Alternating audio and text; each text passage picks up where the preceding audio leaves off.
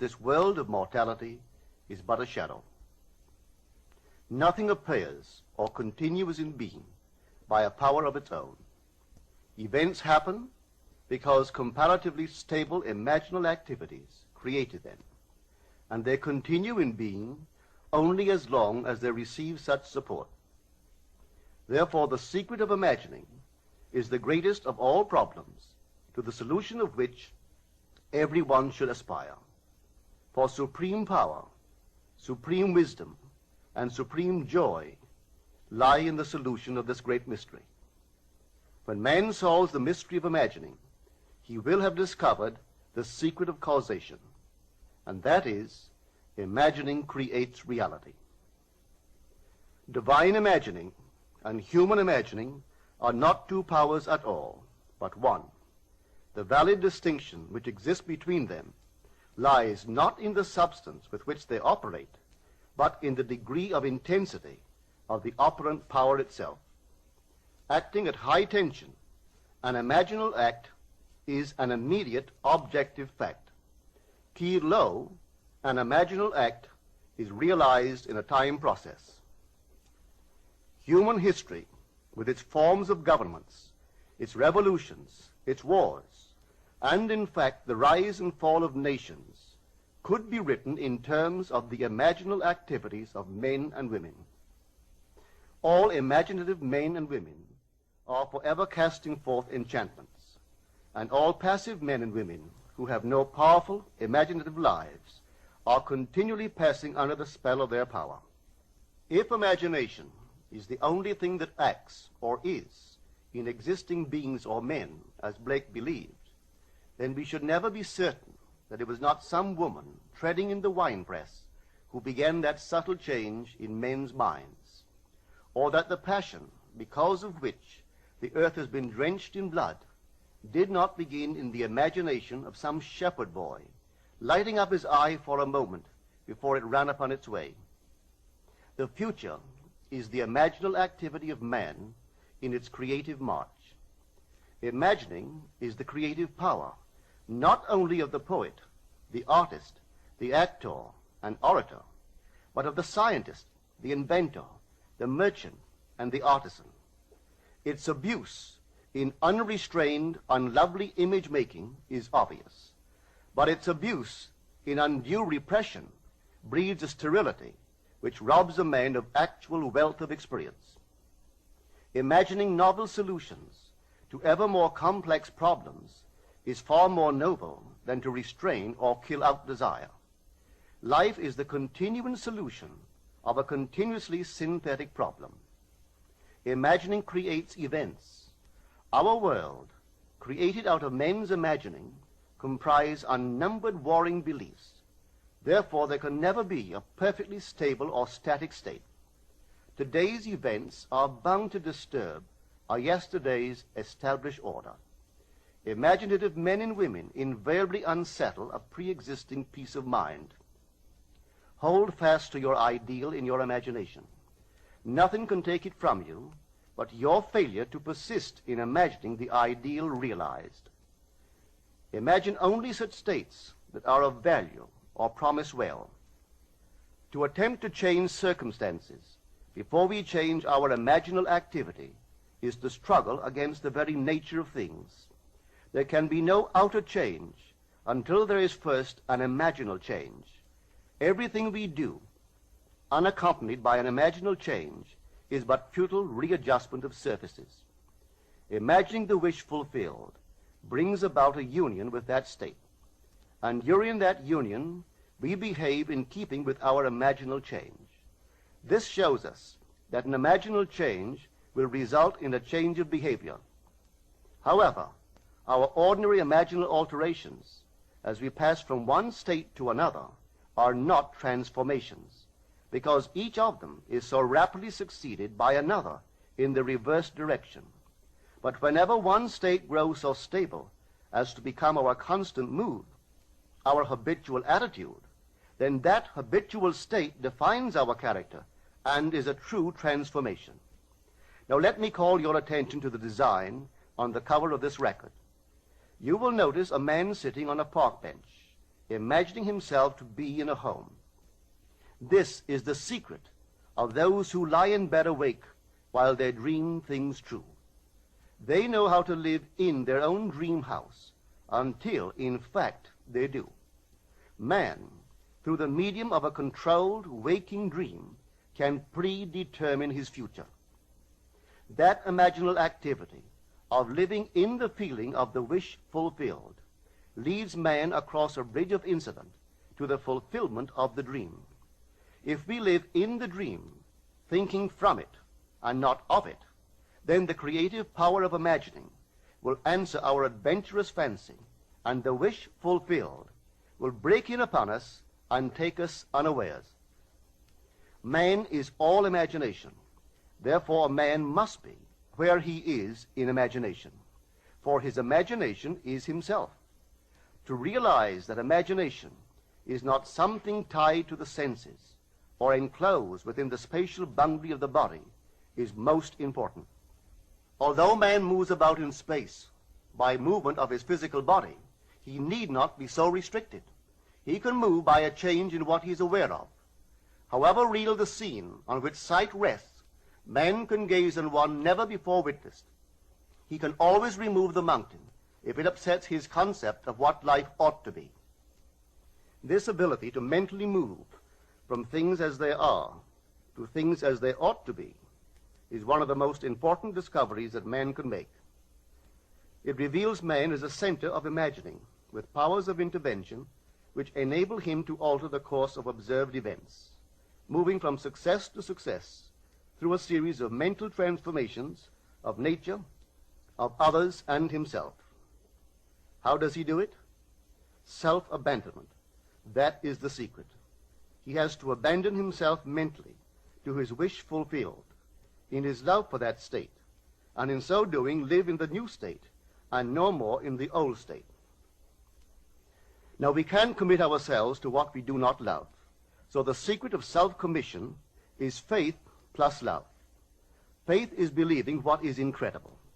We commit ourselves to the feeling of the wish fulfilled, in faith that this act of self-commission will become a reality, and it will, because imagining creates reality.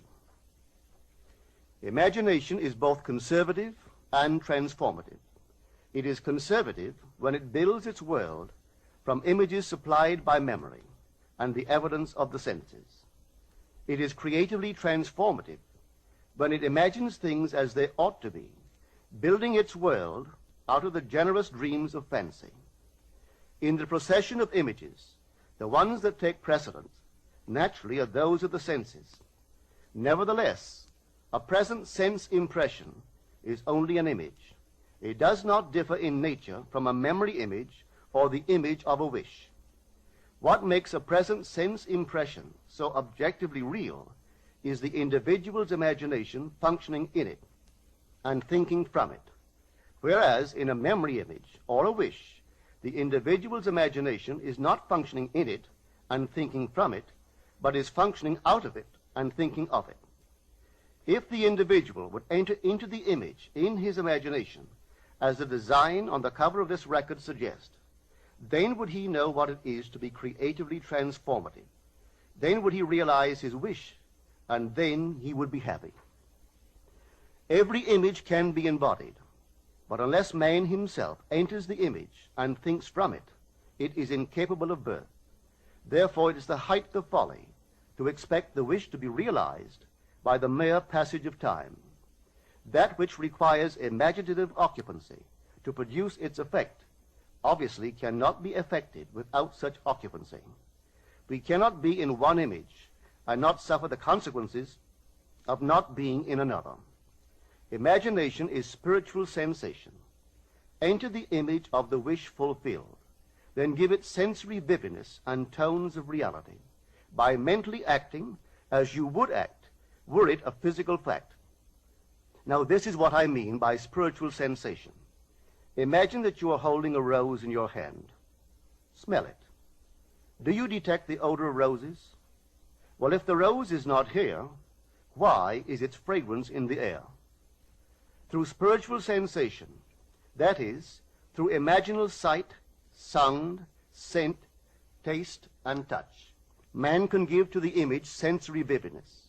If he does, all things will conspire to aid his harvesting. And on reflection, he will see how subtle were the threads that led to his goal.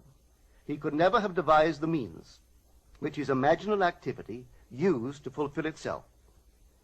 If man longs to escape from his present sense fixation, to transform his present life into a dream of what might well be, he has but to imagine that he is already what he wants to be, and then feel the way he would expect to feel under such circumstances. Let him, like the make-believe of a child who is remaking the world after its own heart, create his world out of pure dreams of fancy. Let him mentally enter into his dream. Let him mentally do what he would actually do were it physically true. He will discover that dreams are realized not by the rich, but by the imaginative. Nothing stands between man and the fulfillment of his dreams but facts, and facts are the creations of imagining. If man changes his imagining, he will change the facts. Man and his past are one continuous structure. This structure contains all of the facts which have been conserved and still operate below the threshold of his surface mind. For him, it is merely history. For him, it seems unalterable, a dead and permanently fixed past. But for itself, it is living. It is part of the living age. We cannot leave behind us the mistakes of our past, for nothing disappears. Everything that has been is still in existence. The past still exists, and it gives and still gives its results. Man must go back in memory, seek for and destroy the causes of evil, however far back they lie. This going into the past and replaying a scene of the past in imagination as it ought to have been played the first time, I call revision. And revision results in repeal. Changing our lives means changing the past. The causes of the present evil are the unrevised scenes of the past. The past and the present form the whole structure of man. It is carrying all of its contents with it. Any alteration of content will result in an alteration in the present and future.